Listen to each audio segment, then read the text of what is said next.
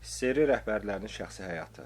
Yaşam tərzi Sovetlər Birliyi dövründə nə qədər gizli və qapalı saxlansa da, ölkə dağıldıqdan sonra açılan arxivlər bu nəhənglərin həyat tərzlərinin bütün məqamlarını geninə boyuna ictimaiyyətə təqdim etdi. Hətta arxivlər Sovet liderlərinin ciblərini də açıb göstərdi. Kommunizmə doğru gedən bu siyasilərin nə qədər əmək haqqı aldıqları, əlavə gəlirləri və pulların nəyə sərf edildiyi təbii ki, bugün də maraq doğurur. Vladimir İliç Leninin aylıq maaşı 500 rubl olub. Proletariatın rəhbəri bütün mükafatlardan, dövlət büdcəsi hesabına digər güzəştçilərdən qəti şəkildə imtina edib və bunu yol verilməz sayıb. Ən adi məişət xərclərinin dövlət hesabına ödənilməsinə də yol verməyib. Hətta 1918-ci ildə inflyasiya ilə bağlı maliyyə məmuru Leninin maaşını 8 rubla qaldıranda, rəhbər ona bu səxavətinə görə şiddətli töhmət də verib. Stalin bir müddət 225 rubla kifayətlənib. 1935-ci ildə onun maaşı 500 rubla qaldırılıb. Daha bir müddətdən sonra isə Stalin ölkəni idarə etməyinə görə 1200 rubl maaş alıb. Stalinin qızı Svetlana atasının pula münasibəti ilə bağlı xatirələrində yazır. Atamın pullarını konvertlərdə gətirirdilər. Bu konvertlərə atamın yaşadığı bağın istənilən otaqlarına rast gəlmək mümkün idi. Atam demək olar ki, pul xərcləmirdi. Daha doğrusu xərcləməyə yeri yox idi. Ev, bağ, məişət xərcləri, ərzaq, paltar, xidmət personalının maaşları, bir sözlə bütün xərclər dövlət hesabına ödənilirdi. Onlarla məşğul olmaq üçün KGB-də xüsusi idarə yaradılmışdı. Onların bütün bunlara nə qədər vəsait xərclədikləri isə məlum deyildi. Stalin heç vaxt özü ilə pul gəzdirməyib. Əgər qəflə pul lazım olubsa, mühafizəçilərdən götürüb. Təbii ki, qaytarmaq şərti ilə. Bu haqda mühafizəçi Aleksey Rubin xatirələrində yazır. Stalin üstündə heç vaxt pul olmazdı. Təcili pul lazım olduqda isə bizdən götürərdi. Belə hadisələr əsasən səfərlərdə olurdu. Yaxşı xatırlayıram. Soçidə olarkən Stalin parkın yanında maşını saxlatdırıb düşdü. Onu görən kimi ətrafdakılar başına yığışdı.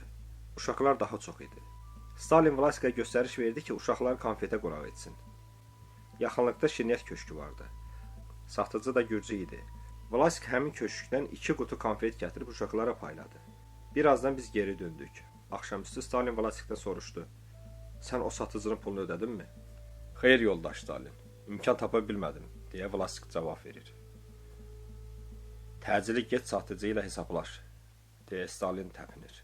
Vlasik elə həmin andaca köşkə gedib konfetlərin pulunu ödəmişdi. Ancaq Stalin onu göndərəndə pul verməmişdi. Çünki üstündə pulu yox idi. Nikita Xruşov ölkəni idarə etdiyinə görə 800 rubl alıb. Bu məbləğ həmin dövrdə orta aylıq əmək haqqından 9-10 dəfə çox olub. Xruşovun da qəfl xərclərini mühafizəçiləri ödəyib. Nikita Sergeyeviç bir neçə dəfə kütlələr qarşısında bəyan edib ki, dövlət başçısının cibində pul olması o qədər də vacib deyil. Leonid İliç Brejnevin pula münasibəti tamamilə fərqli olub. O pulla yanaşı, böyük pullara alınmış mükafatları da sevib.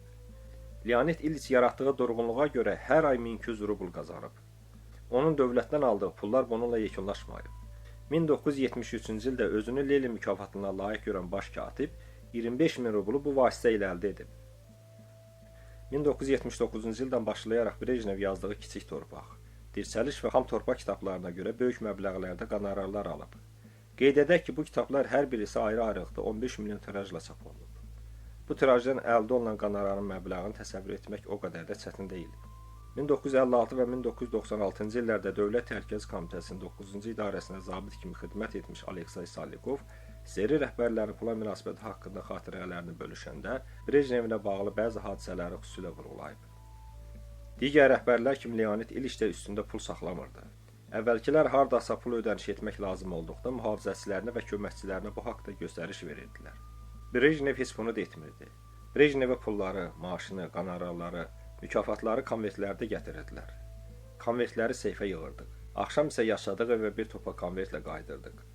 Brejnev özünə məxsus kişi idi. Pula, para dövlətə meyilliyi də özünə məxsus idi. Yuri Andropovu aylıq maaşı o qədər də maraqlandırmayıb. Rəhbərliyə gəlişindən sonra o əmək haqqısının 800 rubla endirilməsi haqqında göstəriş verib. Çünki keçmiş KGB şefi əlavə gəlir yerini müəyyənləşdirmişdi. Brejnevin qonorar qazancında nümunə götürən Andropov elə aya olub ki, 8000 rubl qonorara qol çəkib. Bu həmin dövr üçün böyük məbləğ sayılıb. Konstantin Chernenkonun aylıq maaşı 1250 rubldan 1720 rubla qədər olub. Chernenko da siyasi nəşrlərdən az qazanmayıb.